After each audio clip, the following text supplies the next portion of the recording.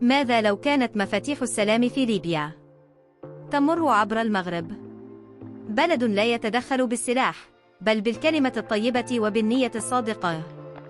المغرب بهدوء وبدون صخب إعلامي أصبح رقماً صعباً في الملف الليبي. اليوم حتى الأمم المتحدة تشيد بدوره البناء. سنكتشف خلفيات الأزمة الليبية، ولماذا أصبح المغرب فاعلاً أساسياً، وما الذي يعنيه ذلك لمستقبل الاستقرار في المنطقة. خليك معنا، لأن القادم مهم. منذ سقوط نظام معمر القذافي في 2011، وليبيا تعيش دوامة من الفوضى والانقسام. حكومتان متصارعتان، ميليشيات، تدخلات أجنبية. النتيجة؟ دولة شبه منهارة، وشعب فقد الأمل. ورغم المحاولات الدولية للتوفيق، ما زال السلام بعيد المنال. منذ سنة 2020 استضاف المغرب عدة جولات من الحوار بين الأطراف الليبية في بوزنيقة والرباط. ما المميز؟ المغرب لا يفرض أجندة، ولا يبحث عن نفوذ، فقط يوفر أرضية محترمة وآمنة.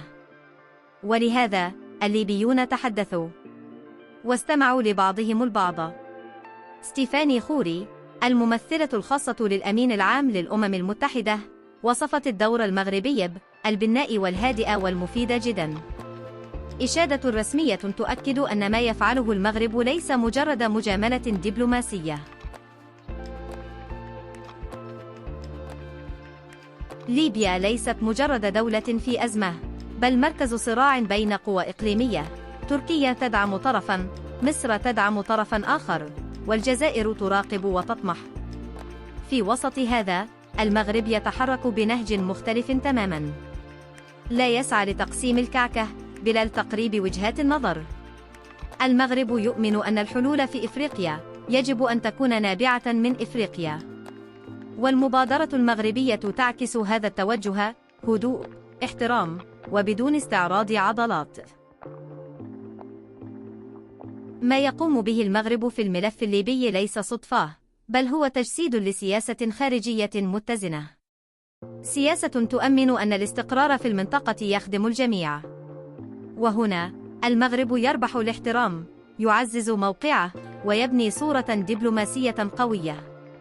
اليوم أصبح فاعلاً مؤثراً ليس فقط مغاربياً، بل إفريقي ودولياً. الأزمة الليبية لم تحل بعد، لكنها اليوم تملك نافذة أمل. والمغرب من أبرز من فتح هذه النافذة. اعتراف الأمم المتحدة بهذا الدور يعني الكثير: أن السياسة الهادئة تؤتي أكلها، أن المغرب يمكن أن يكون نموذجاً للوساطة الراقية، وأننا كمغاربة لسنا فقط جزءاً من الخريطة، بل من الحل. برأيكم، هل يستطيع المغرب أن يصبح مرجعاً في حل النزاعات الإقليمية؟ هل نحن على طريق بناء مدرسة مغربية في الوساطة؟ اكتبوا رأيكم في التعليقات، واشتركوا في القناة لتصلكم فيديوهات أكثر حول الدبلوماسية السياسة الدولية.